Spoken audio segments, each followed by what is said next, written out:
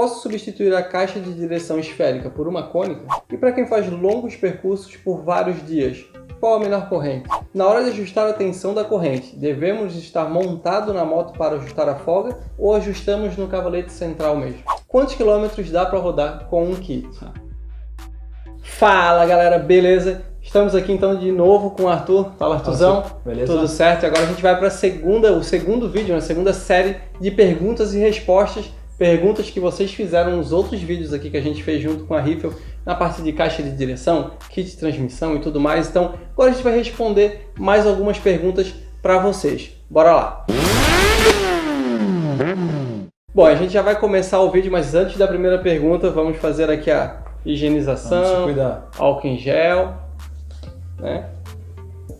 Lembrando que a gente está aqui com a equipe reduzida de filmagem, então tá só eu e o Arthur, estamos aqui na oficina dele, preparado aqui para trazer perguntas que vocês fizeram relacionadas principalmente mais aí na caixa de direção nesse vídeo, mas tem um pouquinho de tudo aqui. Então vamos começar com a primeira pergunta, que é o seguinte, é do Kleber Tavares. Eu tenho uma CG 125 e o mecânico trocou a caixa de direção da minha moto e colocou uma cônica. Senti que ela ficou meio dura. Por quê? Fala Kleber, beleza? Então, a CG ela vem original com a caixa esférica. Uma caixa cônica ela tem um pouco mais de parede, tem mais área de atrito, dependendo do aperto, do torque do aperto da caixa, realmente ela tende a criar um pouco mais de resistência, ficar um pouco mais pesada. O motociclista vai sentir isso mais em cidades asfaltadas, onde você tem mais sensibilidade no guidão. Pode ter acontecido também que o mecânico tenha apertado um pouco mais do que o necessário, né, para tirar a folga da caixa. Eu recomendaria você retornar no mecânico só para conferir o aperto. De repente afrouxar ela um pouquinho, com cuidado para não deixar ela batendo também, senão você vai danificar a caixa, mas recomendaria conferir o aperto da caixa. Mais uma pergunta aqui do Joás Leandro. Posso substituir a caixa de direção esférica por uma cônica? Sem problema algum. A Riffel disponibiliza as duas opções. Só tem um pequeno detalhe aí. Se a sua cidade tem mais asfalto, se não é uma estrada tão esburacada, talvez você sinta um pouco mais de resistência na hora de virar o guidão. Por quê? Porque a caixa de direção cônica tem mais áreas de contato, tanto superior como inferior. Então talvez ela fique um pouquinho mais pesada, mas nada que vai te atrapalhar aí na pilotagem. Uhum. Inclusive aqui no canal a gente já tem um vídeo com o Arthur falando tudo sobre caixa de direção cônica, esférica, explicando todos os detalhes de cada um e a indicação de cada uma. Só clicar no card aqui em cima, também vai estar aqui embaixo na descrição. Isso aí. Temos aqui a pergunta do Wagner Rodrigues. E para quem faz longos percursos por vários dias, qual a melhor corrente? Fala Wagner, beleza? Se você anda muito de moto, se você está com intenção de viajar, ou se você é motoboy, se você é o cara que senta na moto aí e roda o dia todo, a Riffel recomenda o kit top, kit com retentor. Por quê? Você vai parar menos em oficina para esticar, a corrente vai afrouxar menos e você vai gastar menos aí com lubrificante para a corrente. Com certeza o kit top é uma escolha excelente. Bom, temos mais uma pergunta aqui do Adão Barbosa. Qual tipo de graxa usar na caixa de direção das motos? Fala Adão, beleza? Essa pergunta é bem interessante. Por quê? Tem mecânico que usa graxa azul, tem mecânico que usa graxa vermelha ou a branca. Que só usa essa ali para tudo, para rolamento de roda, para caixa de direção, para bucha de link, para tudo. Uhum. A cor da graxa não influencia em nada no funcionamento dela. Existe graxa para aplicação em rolamento, existe graxa grafitada, existe graxa à base de silicone, por exemplo, que não é feita à base mineral, para aplicação em superfícies que tenham borracha, por exemplo, para esse óleo mineral não agredir uma mangueira, uma peça de borracha. Uhum. E falando em caixa de direção, é interessante utilizar graxa à base de óleo mineral, que ela resista a alta pressão, como se o rolamento ele é apertado, ele precisa ter um torque certo para não trabalhar folgado, e o mais importante, uma graxa para uso vertical, para ela não escorrer. E mais uma pergunta aqui do Will, que era até uma pergunta bem interessante, que eu também tenho essa dúvida, a gente já falou sobre isso. Na hora de ajustar a tensão da corrente, devemos estar montado na moto para ajustar a folga ou ajustamos no cavalete central mesmo? Pô, essa pergunta aí também é bem interessante. Alguns modelos de moto, em específico, variam muito a tensão da corrente para você andar sozinho, para você andar com garupa, para você andar com garupa com a moto carregada, se você for viajar, por exemplo. Então, nós sempre recomendamos você estar em cima da moto para ajustar a corrente. Se você não tem ninguém para fazer isso, tranquilo, ajusta a corrente, sobe na moto, dá uma conferida. Se você for andar em dois, afrouxa um pouquinho a corrente. Sempre é interessante ajustar a corrente da moto conforme a utilização. De acordo com a carga, né? De acordo com a carga da moto, isso aí. E varia muito de moto para moto, principalmente motos que possuem o amortecedor central. O monolink, o monoshock, aí existem vários termos. Essas motos aí variam mais ainda do que uma moto aí que tem amortecedores dos dois lados da balança, como a CG, por exemplo. Tenho mais uma pergunta aqui, então, do Alan Oliveira. Tenho uma Ninja 250R 2012 e quando eu estou a 50 km por hora eu solto o guidão e o mesmo treme muito. Eu gostaria de saber se isso é um problema na caixa de direção. A princípio não sinto nenhum calo na mesma. Bom, isso aí existem mais alguns fatores, né, que colaboram para acontecer isso aí. Primeiro, calibragem de pneu, tanto dianteiro como traseiro. Um pneu traseiro mal calibrado, ou às vezes o chamado pneu quadrado, quando você anda com a calibragem muito baixa, o pneu gasta de forma irregular, também pode influenciar na tremida no guidão. O pneu dianteiro, da mesma forma. Existe um teste rápido para ele conferir ali se existe algum calo na caixa de direção, alguma marcação na pista.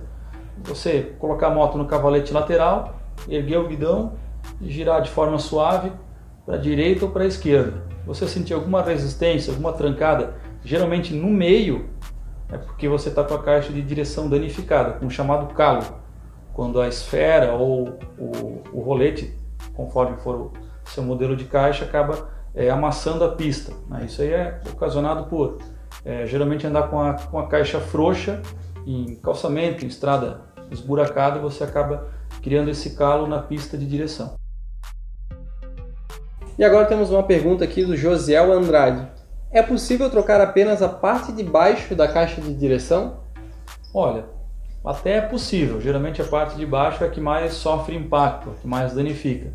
Quando você tira uma caixa de direção bastante usada, bastante danificada, geralmente a inferior ela está mais danificada do que a superior.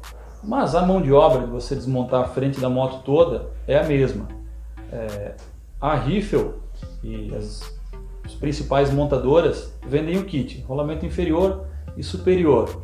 Como a mão de obra é a mesma, não vale a pena você trocar só a de baixo ou só a de cima. Troca o conjunto todo que você vai ter uma direção mais suave. Bora para mais uma pergunta então aqui do Pedro Brant. Eu tinha uma Transalp e a caixa de direção era esférica. Troquei por uma cônica, mas não percebi grande diferença. Porém, rodei pouco antes de vendê-la e como gostava de pegar um off-road leve com frequência, acho que ela proporcionou uma maior vida útil. Ô Pedro, baita moto. Falando em caixa de direção cônica, elas são mais recomendadas realmente para um uso fora de estrada, para um uso off-road. Então, se você tem uma tendência maior a andar nesse tipo de terreno, em estrada de terra, estrada esburacada, com certeza você fez uma ótima escolha. Tanto que as motos off-road, várias marcas, vem original, né, de fábrica com caixa de direção cônica. Como ela tem uma maior área de atrito, para esse tipo de estrada aí, elas são mais recomendadas. E a pergunta do Marcos Bittencourt é o seguinte: sobre aqueles esticadores com molas que são aplicados junto à balança, ajuda alguma coisa? Então, Marcos, é uma pergunta bem interessante. Aí você tem uma faca de dois gumes. Por quê? Você nunca vai ter uma corrente frouxa a ponto de cair, de acontecer algum problema, mas você vai ter uma corrente sempre tensionada demais. Isso aí pode influenciar em desgaste prematuro de rolete de corrente, de dente de coroa ou de dente de pinhão. Por mais que você use esse tipo de tensor, ele também exige manutenção. A corrente pode afrouxar num ponto que nem a mola desse tensor vai conseguir esticar a corrente. Então, por mais que você use esse tensor, vale a pena dar uma conferida de vez em quando no ajuste da corrente. Bom, e aqui já seguindo quase aí nesse mesmo tema de um outro Marcos Vieira, qual é a opinião de vocês quanto àquelas capas de corrente que cobrem todo o sistema de transmissão? Ah, conheço. Beleza, Marcos? Então, é mais uma situação em que você tem os dois extremos. Utilizando uma capa dessa, dificilmente a tua corrente vai pegar água, vai entrar areia, sujeira ou qualquer outro material abrasivo. Mas toda vez que você precisar lubrificar a corrente ou conferir o ajuste dela, você vai ter que desmontar essa capa ali para conferir o ajuste de corrente. Se você não vê problema nisso aí, com certeza pode utilizar. Temos aqui uma pergunta do Wilker Bonfá. Alguém usa aqueles lubrificantes automáticos de corrente? Será que vale a pena instalar um desses? Então, como eu também ando de moto, eu vejo cada vez mais o pessoal utilizando esses lubrificantes. Eu vejo um pequeno problema nisso aí, porque tem alguns modelos que quando você está andando de moto, ele está mandando óleo para a corrente. Nós sabemos que óleo demais na corrente, além de grudar muita sujeira, esse óleo pode acabar escorrendo para o pneu, pode até causar um acidente aí num caso extremo. Ser um grande risco. Isso. A Riffel sempre recomenda seguir o manual do proprietário quanto à lubrificação da corrente. Geralmente a cada 500 km ou mais, dependendo. Se o seu kit for com retentor, você pode até rodar um pouco mais aí sem lubrificar a corrente. Lembrando que óleo em excesso faz mal.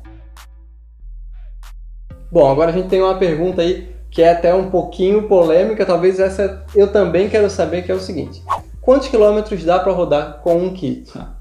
Muito simples, depende do motociclista. Sim. E da moto também. Condições de rodagem, tipo de pilotagem, arrancada mais forte, arrancada mais suave.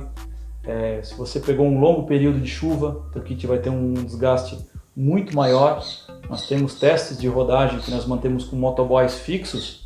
O mesmo motoboy com a mesma moto fez 10 mil quilômetros com um kit em período de chuva e fez um pouco mais de 20 mil em período seco. Então é o dobro. Uma variação bem grande. Uma variação muito grande. Inclusive a gente tem até um vídeo aqui mostrando como é feito os testes de campo da Riffel. O link vai estar aqui em cima também, vai estar aqui embaixo. Depois dá uma olhadinha que mostra esse processo, é interessante até para entender. Então são muitas variáveis. Desde a forma de pilotagem, desde as condições da moto, se ela está alinhada, se ela não tem nenhuma folga em rolamento de roda, folga em balança, se a moto não sofreu nenhum acidente aí que ela possa estar desalinhada. Trânsito urbano, trânsito em rodovia, onde você tem menos arranque e mais velocidade constante, mais velocidade de cruzeiro, tipo de lubrificação, o intervalo de lubrificação e as condições do clima. Chuva, muita sujeira influenciam aí num desgaste muito maior do kit de transmissão. Aí tu falou sobre pegar período de chuva e tal, também tem que fazer a limpeza correta, né? Mas a gente quer saber o seguinte, fala um número para nós, aí tem que ter uma quilometragem aí, diz pra gente. Em vários testes que a Riffel faz, tanto no kit Titanium como no kit Top, o kit pode durar menos de 10 mil quilômetros ou até mais de 30, uma variação muito grande. Então são muitas variáveis que vão influenciar na vida útil do kit de transmissão. Tem uma pergunta aqui do Leonardo Luiz. A Riffel é fornecedora de peças para a Honda? Então, Seco, por muitos anos a Riffel teve a experiência de fornecer kits para a linha de montagem de grandes montadoras no Brasil. Foi muito bom para a Riffel, foi uma experiência excelente, experiência essa hoje que a Riffel utiliza para a fabricação dos kits para o mercado de reposição, e para as montadoras hoje a Riffel fornece apenas a linha de reposição. Mas como a Riffel é uma empresa globalizada, nós produzimos e comercializamos em qualquer lugar do mundo, hoje nós ainda fornecemos para montadoras na América Latina. E esse aqui foi mais um vídeo de perguntas e respostas. Nós já temos outro vídeo desse aqui no canal, respondendo perguntas que vocês mandaram nos vídeos que a gente publicou aqui. O Arthurzão já está morando aqui no canal Motorrede, representando a Riffel e respondendo, trazendo dicas técnicas, né, com kit de transmissão, com retentor sem retentor, com caixa de direção, cônica, esférica, limpeza da corrente, ajuste. Isso, a gente tem bastante conteúdo da Riffel, então Se você quer ver mais da onde surgiram essas dúvidas, recomendo que acesse a playlist da Riffle, o link vai estar aqui na descrição, que lá vai ter a sequência de todos os vídeos que a gente já fez aqui. Acho que era isso, obrigado por ter mandado aí as suas dúvidas. Obrigado. Se tiver alguma coisa para complementar, né, o que a gente falou aqui, pode adicionar aí nos comentários, vamos trocando uma ideia, a gente vai respondendo. Mandem pra gente. Isso, todo mundo vai interagindo junto, e acho que era isso. Valeu, Seco. Obrigado mais uma vez. Nos vemos no próximo vídeo. Vá mais longe, vá com o Riffle.